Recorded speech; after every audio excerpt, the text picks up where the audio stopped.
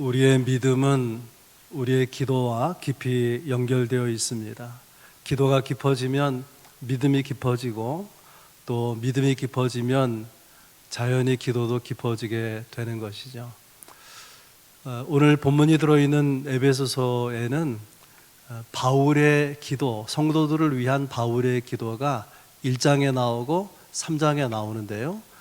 1장에서는 바울이 에베소 교인들을 위해서 하나님 꼭 이것은 알게 하여 주옵소서, 살아가는 데 있어서, 신앙생활하는 데 있어서 이것은 꼭 알고 살았으면 좋겠습니다.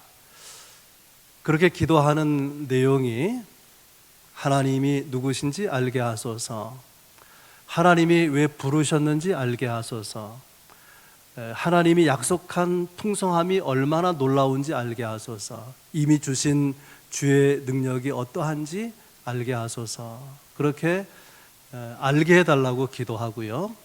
오늘 본문 에베소 3장에서는 하나님 이렇게 살게 해주세요 하고 기도합니다. 그러니까 우리가 하나님을 믿는 것이 아는 데서 그치지 아니하고 우리의 믿음이 경험하고 또 실천하는 삶에까지 이르기를 바라는 그런 사도 바울의 간절한 마음을 우리가 읽어볼 수 있습니다. 또 한 가지 생각할 것은, 우리는 기도할 때에 내용을 생각하지 않습니까? 내가 어떤 내용으로 기도하지? 또 저분은 어떤 내용으로 기도하지? 그런 생각을 하는데, 기도 내용도 중요하지만은 내가 누구에게 기도하느냐, 그 기도의 대상인 하나님이 어떤 분인지 아는 것이 굉장히 중요합니다. 왜냐하면 하나님이 누구신지 아는 것에 따라서 기도 내용도 달라지기 때문에 그러합니다. 오늘 본문 15절에 보면 바울이 기도의 대상인 하나님을 어떻게 이해하는지를 여기 엿볼 수 있는데, 이렇게 되어 있죠. 하늘과 땅에 있는 각 족속에게 이름을 주신 아버지. 이름을 주셨다는 것은 존재하게 하셨다 그 말이죠. 존재하는 모든 것에는 이름이 있잖아요. 그런데 우리의 존재를 허락하신 그분이 누구냐? 아버지라는 거예요. 이름을 주신 아버지. 그 이름을 주신 아버지라는 표현과 더불어서 이렇게 말하죠. 하늘과 땅에 있는 각 족속에게, 이 족속이라고 하는 원문은 파트리아라고 하는 단어인데 패밀리, 가족을 말하는 거예요. 기도의 대상인 그분이 누구냐? 아버지고, 기도하는 우리는 그분의 가족이다, 그분의 패밀리다 그 말이에요. 하나님의 가족은 두 곳에서 삽니다. 하나는 이 땅에 살다가 죽으면 믿는 사람은 구원을 받아서 하나님 나라에서, 하나님의 품에서 영원히 천국에 거하게 되죠. 아직 이 땅에 살고 있는 사람들은 이 땅에 살면서 여러 가지 삶의 어려움, 고난, 그런 것을 겪으며 살아가지 않습니까? 에베소 교인들도 이 땅에 믿음을 가지고 살아가면서 지치고 힘든 가운데 있습니다. 그래서 그런 지친, 힘들어하는 성도들 위하여서 드리는 기도가 오늘 본문이에요. 15절이 이렇게 되어 있죠. 무릎을 꿇고 비노니. 무릎을 꿇고 기도한다는 거예요. 지난주에 말씀드렸지만 유대인들은 보통 서서 기도합니다. 성지순례 가서 꼭 들리는 코스 중에 하나가 통곡의 벽. 예루살렘 성이 다 무너지고 서쪽에 한 벽만 남아있는데 그 남겨달라고 부탁한 거거든요. 그 서쪽에 있는 통곡의 벽 앞에서 얼마나 간절하게 기도하는지 몰라요. 다 서서 기도합니다. 서서. 그런데 바울 사도는 무릎을 꿇고 기도한다는 거예요. 통곡의 벽 앞에 서서 기도하는 것도 진지한 기도인데, 얼마나 간절하면, 얼마나 진지하면 무릎을 꿇고 기도하겠습니까? 구약성경 다니엘서를 읽어보면 다니엘이 예루살렘으로 향한 창문을 열어놓고 무릎 꿇고 기도해요. 그렇게 기도하면은 끌려가 죽임을 당한다라는 것을 알고 있으면서도 그는 기도하고 무릎 꿇어서 하나님 앞에 간구합니다. 그런가 하면 예수님께서는 겟세마네 동산에서 십자가를 앞에 놓고 고민하여 기도하지 않습니까? 그때 엎드려 기도했다라고 되어 있어요. 그만큼 간절한 마음으로 기도하게 된 것이죠. 여러분, 은혜를 사모하는 간절한 마음이 있다면 한번 무릎 꿇어 볼 수 있기를 바랍니다. 내 영혼이 컬컬하고 뭔가 답답함 가운데 있고 우리의 믿음이 좀처럼 깊어지지 않는 그런 것을 안타깝게 여긴다고 하면은 여러분 한번 엎드려 볼 수 있기를 바랍니다. 엎드리면 놀라운 변화가 일어나는 거예요. 하나님을 향한 우리의 마음의 자세가 달라지게 되고 하나님을 향한 또 마음의 고백이 달라지게 되는 것입니다. 바울은 무릎 꿇어 기도하는데 그렇게 간절히 기도하는 그런 바울의 기도의 내용이 무엇일까? 그걸 나누면서 함께 은혜 받기 원합니다. 그렇게 간절히 기도한 기도의 내용 첫 번째는 속사람을 강건하게 하옵소서. 16절 말씀에 그의 영광의 풍성함을 따라 그의 성령으로 말미암아 너희 속사람을 능력으로 강건하게 하시오며. 속사람을 강하게, 강한 속사람이 되게 해달라는 거예요. 왜냐하면은 그 앞에 13절에 보면 사도 바울이 고난 가운데 있다는 사실 때문에 에베소 성도들이 낙심한 가운데 있어요. 낙심한 가운데.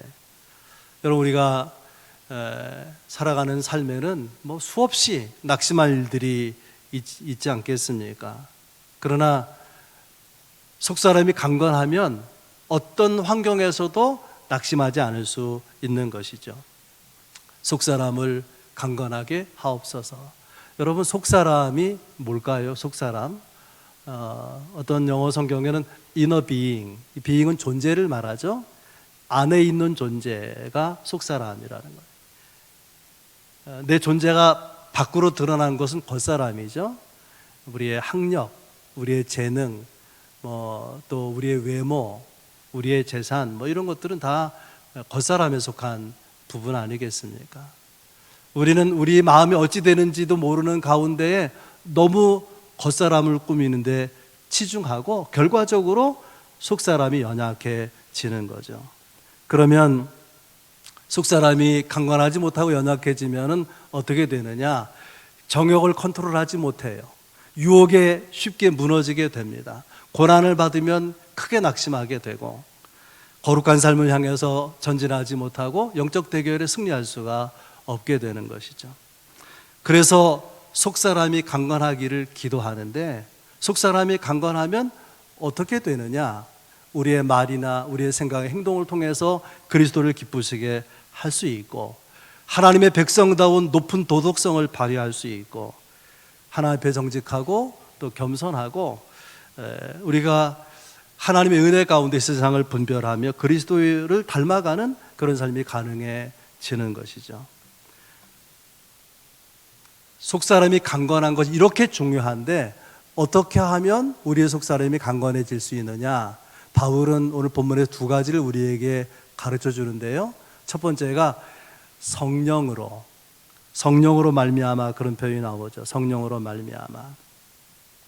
이 성령으로 말미암아 우리의 속사람이 강건해진다는 말의 의미는 뭐냐면 우리의 내면이 건강해지는 그런 능력이 우리 안에 있지 아니하고 성령께 있다는 거 아닙니까? 성령이 우리에게 역사하시면 우리의 속사람이 강건해진다는 거예요. 그런데 이 성령으로 말미암아라는 표현과 더불어서 나오는 표현이 있어요.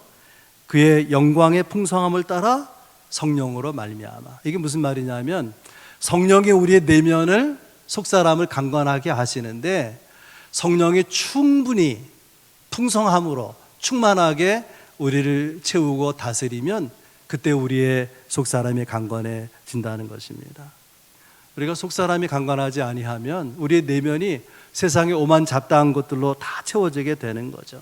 분명히 하나님의 백성인데 하나님의 자녀답게 살지 못하고 신앙생활하지만 우울하고 불안하고 공허하고 별것도 아닌 일에 낙심하고 벌컥벌컥 화를 내고 그래서 사람들이 말합니다. 저거 교회 다녀도 안 변해.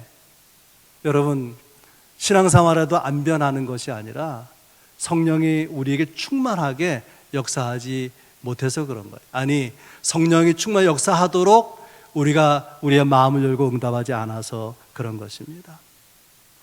성령이 역사하시긴 하는데 강력하게, 충만하게, 그렇게 풍성하게 임하시면 달라지지 않을 수가 없는 거죠. 그래서 그의 영광의 풍성함으로 성령으로 말미암아서 속사람이 강건하게 되기를 바란다. 그렇게 기도하는 거예요, 바울이. 두 번째, 속사람을 강건하게 하는 방법이 무엇이냐? 정리해서 말하면 그리스도의 내주하심. 한번 따라서 보겠습니다. 그리스도의 내주하심. 그리스도가, 예수님이 내 안에 주인으로 거하시는 것을 말하는 거예요. 17절에 믿음으로 말미암아 그리스도께서 너희 마음에 계시게 하시옵고. 우리가 예수 믿으면 그리스도는 성령으로 우리 안에 거하십니다. 이미 에베소 성도들에게 그리스도가 거하시고 계세요.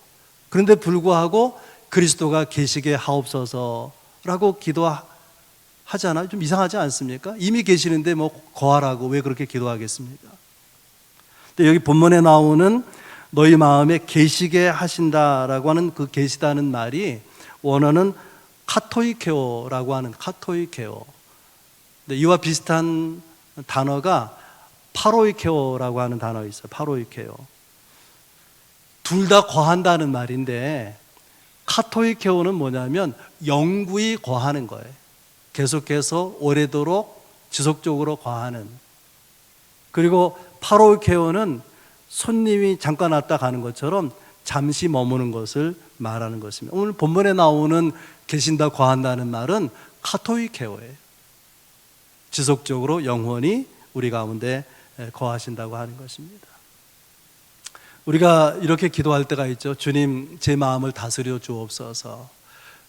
내 인생의 주인 되어 주옵소서. 그렇게 우리가 기도할 때가 있습니다. 이것이 이제 여러분 쉽게 이해하도록 말하면 이게 뭘 말하는 거냐면 주님, 내 마음에 내 영혼의 주인 되어 주십시오. 나를 다스려 주십시오. 이것은 주님께 내 인생의 운전대를 맡기는 거예요. 운전대를.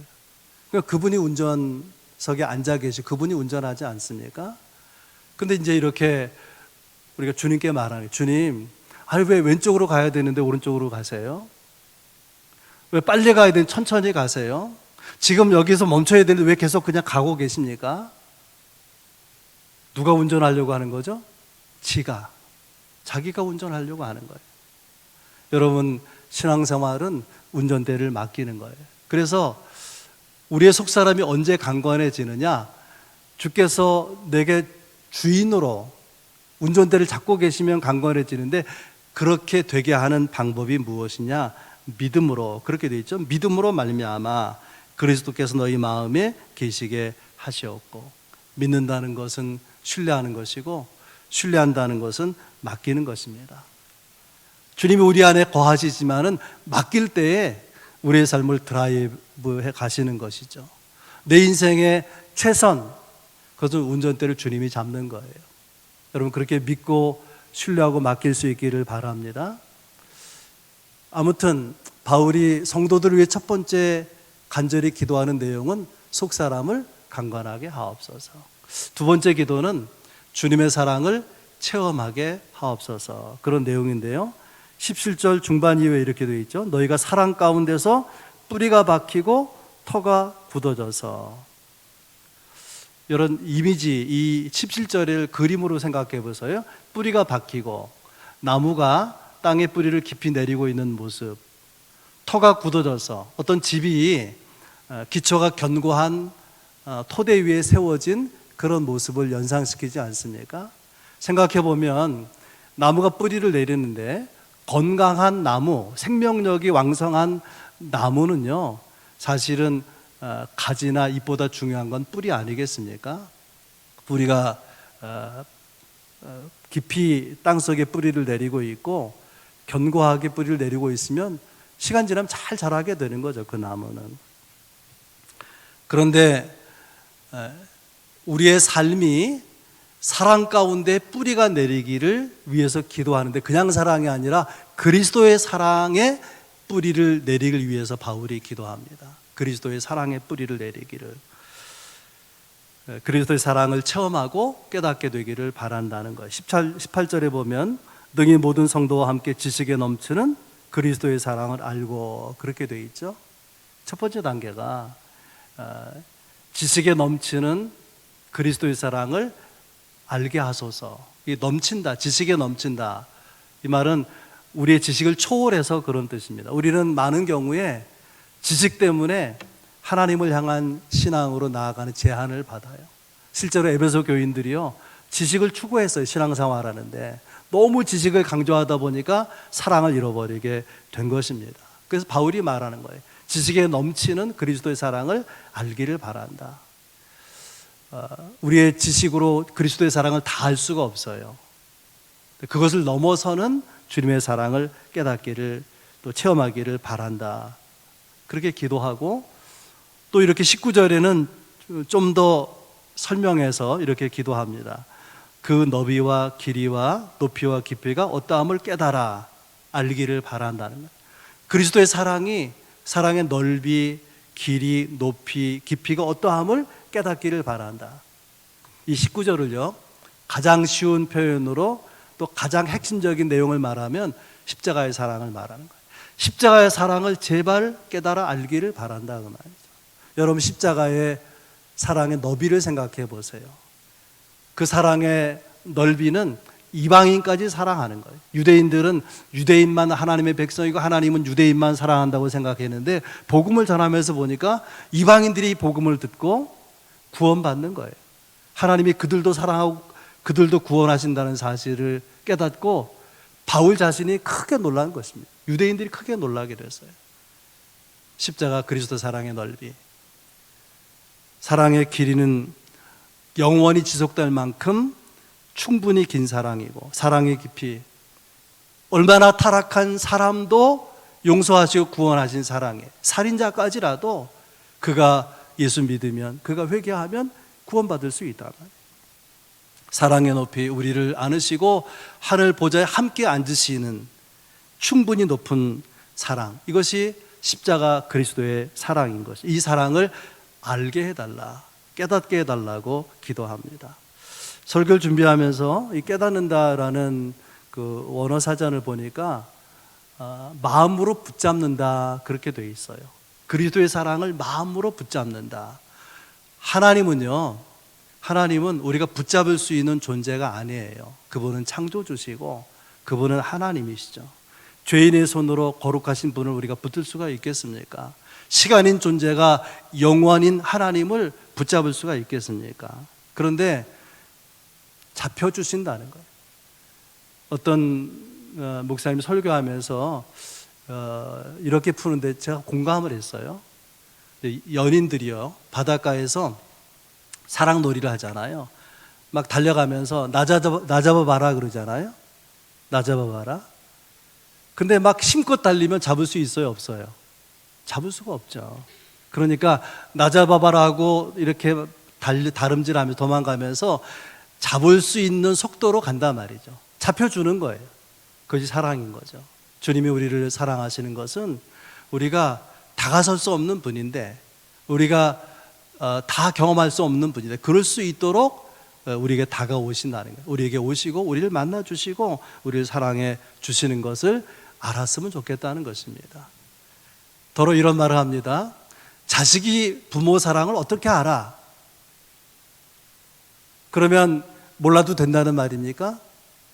다 알 수 없지만 알게 되기를 바란다, 그 말. 우리가 하나님을 다 알 수 없어요. 그리스도를 다 깨달아 알 수 없어요. 그러나 할 수 있으면 조금이라도 주님의 사랑을 알기를 그렇게 원하신다는 거예요. 이것을 바울 사도 고린도후서 5장 14절에서 이렇게 말합니다. 그리스도의 사랑이 우리를 강권하시는도다. 우리가 알 수 있도록, 깨달을 수 있도록 경험을 계속해서 밀어붙인다는 거예요. 그래서 우리가 주의 사랑을 경험하게 되는 것이죠. 그 사랑이 경험될 때에는 이해하지 못하지만, 설명할 수 없지만은 경험하고 있잖아요. 내 안에서 흘러 넘치지 않습니까?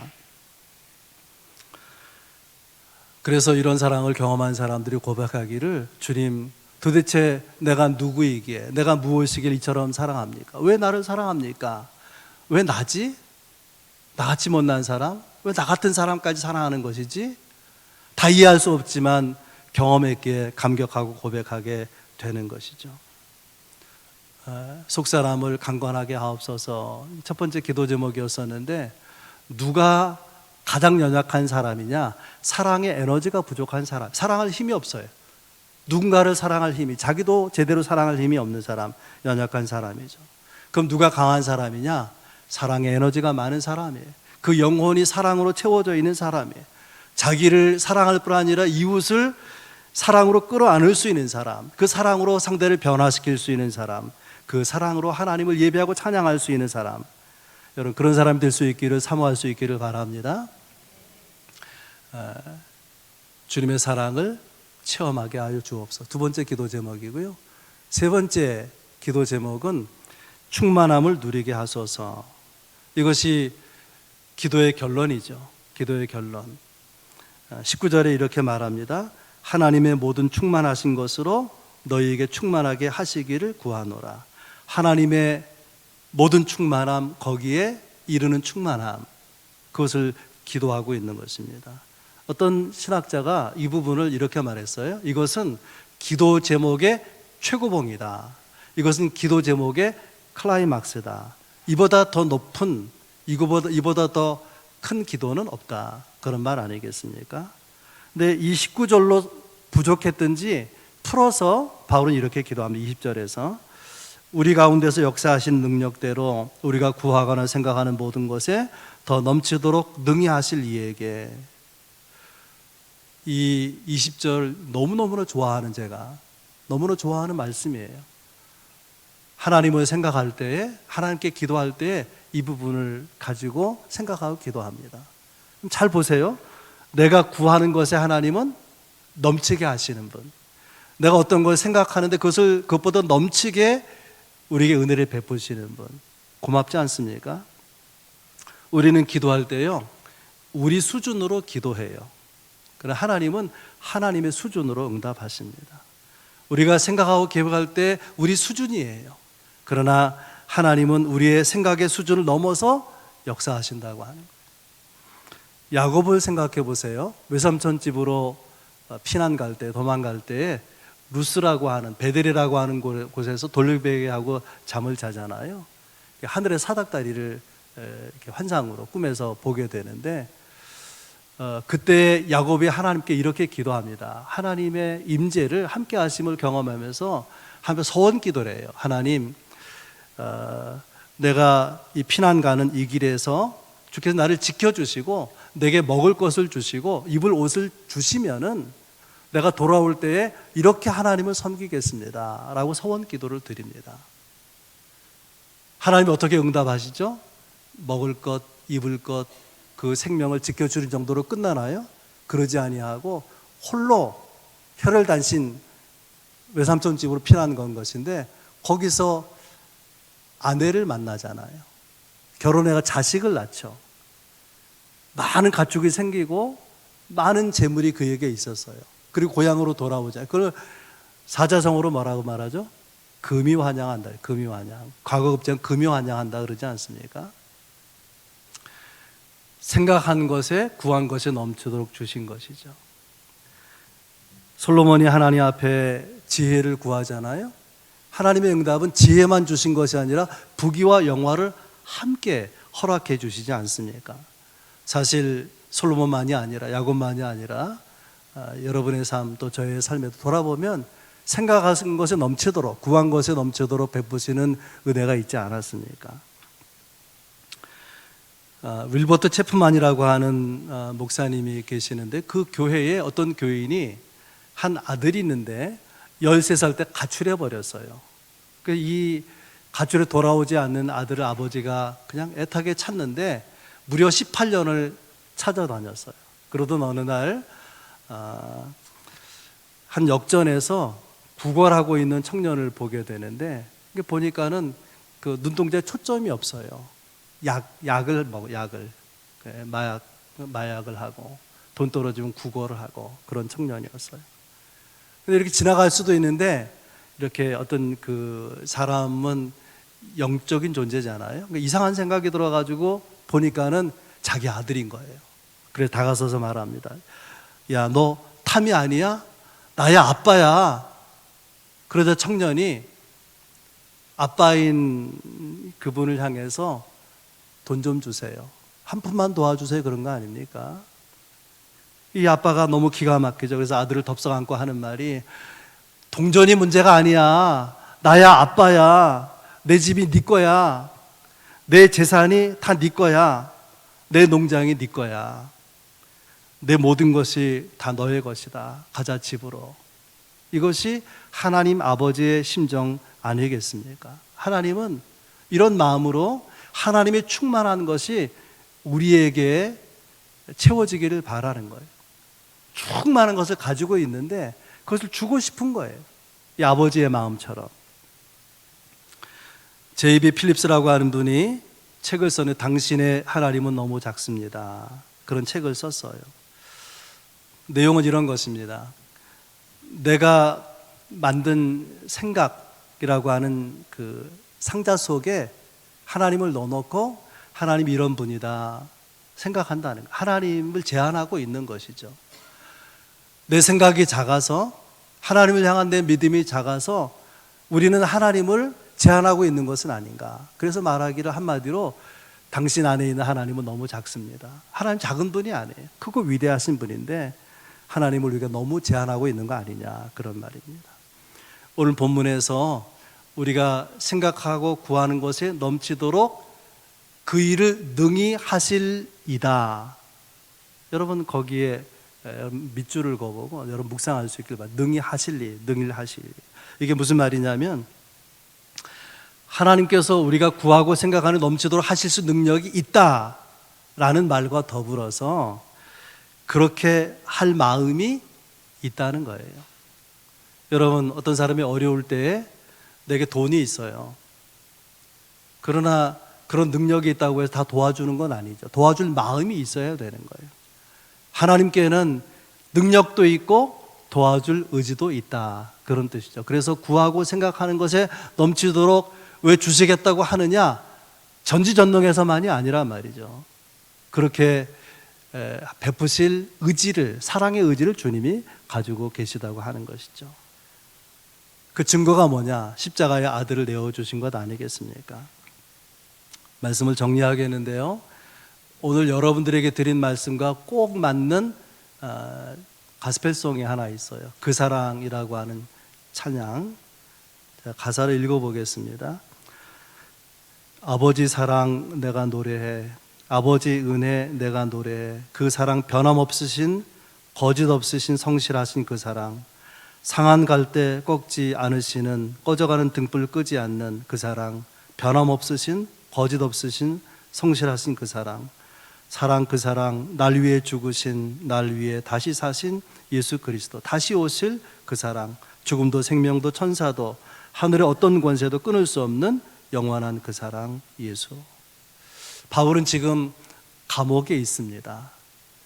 그런 자기의 형편과 관계없이 역사하실 수 있는 하나님을 바라보면서 성도들을 향해서 기도합니다. 속사람만 강건할 수 있다면 얼마나 달라질 수 있는지.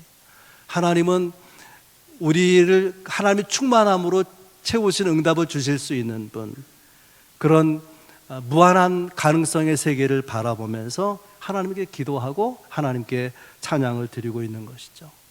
바울의 이 믿음, 바울의 기도가 여러분의 믿음, 여러분의 기도가 되어서 하나님의 풍성한 삶을 힘있게 누릴 수 있는 우리 모두가 될 수 있기를 주의 이름으로 축원합니다.